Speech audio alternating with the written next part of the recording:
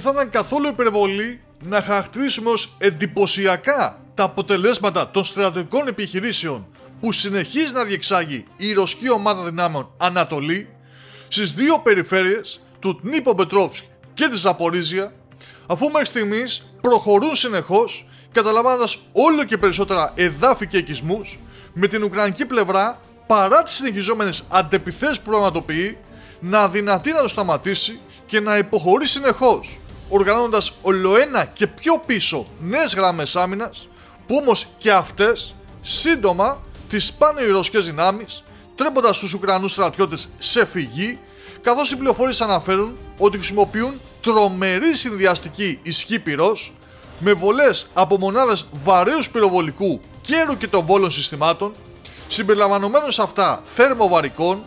αεροπορικών επιδρομών με βόμβες FAB και φυσικά με τους έμπειρους πλέον Ρώσους μαχητές όσον αφορά την εξουδετερώση του εχθρού εντός κατοικημένων περιοχών, όπου και χρειάζεται να εκαθαριστούν πλήθος χτισμάτων διαφόρων ειδών, στα οποία έχουν κρυφτεί άνδρες του Ουκρανικού στρατού. Με απλά λόγια, η ομάδα δυνάμεων Ανατολή μεταφορικά οργώνει στα πεδία των μαχών, και αυτό συνεχίστηκε και σήμερα, με την ανακοίνωση της κατάληψης ακόμα δύο χωριών, την οποία έκανε πριν από λίγη ώρα το Ρωσικό Υπουργείο Άμυνας, αυξάνοντας τον αριθμό των χωριών που έχουν περιέλθει υπό ρωσικό έλεγχο τις τελευταίες 3 ημέρες σε 4. Ας δούμε λοιπόν πιο αναλυτικά και με τη βοήθεια του χάρτη του Ινστιτούτου για τη Μελέτη του Πολέμου τι κατάφεραν οι Ρώσοι της Ανατολής με τις θεριστικές τους μηχανές επί του πεδίου. Πρώτα απ' όλα, προχθές προχώρησαν βόρεια από την Αλεξίβκα και πήραν το χωριό Βόλτσε στα ρωσικά και Βόβτσε στα ουκρανικά, όπως αναφέρει και ο χάρτης, σε μια κίνηση ώστε να αποκόψουν περαιτέρω τον ανεφοδιασμό της Βελικομιχαήλοβκα.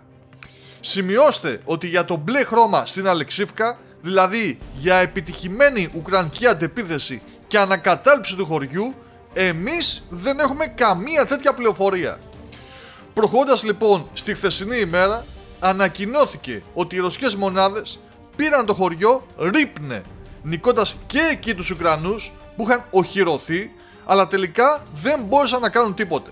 Και αν για κάποιους αυτή η κίνηση των Ρώσων, όπως τουλάχιστον φαίνεται στο χάρτη, ήταν αμεληταίας σημασίας, θα διαψευστούν ευθύς αμέσως, καθώς η κατάληψη του Ρίπνε και του κάθε Ρίπνε, δηλαδή κάθε μικρού χωριού, βοηθάει στην πρόθεση των ρωσικών δυνάμεων και στην κατάληψη άλλων οικισμών, όπως του διπλανού Σλάτκοε, που ανακοινώθηκε ότι υπάρχει και σήμερα.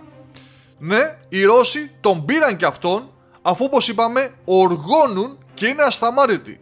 Γι' αυτό άλλωστε πήραν και τον παραδίπλα, τον Νόβογε, και σίγουρα, όπως τουλάχιστον φαίνεται, μέχρι το τέλος του χρόνου θα έχουν θέσει υπό τον έλεγχό τους ένα αξιοσημείωτο ποσοστό εδάφους του Ντνίπροπετρόβσκ και τη Ζαπορίζια.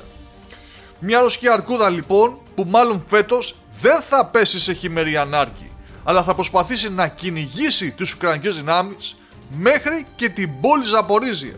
με τα εδάφια αυτά να είναι μετά πάρα πολύ δύσκολο να επανέλθουν στο κράτος της Ουκρανίας. Και το όργωμα της ομάδας δυνάμεων Ανατολή συνεχίζεται.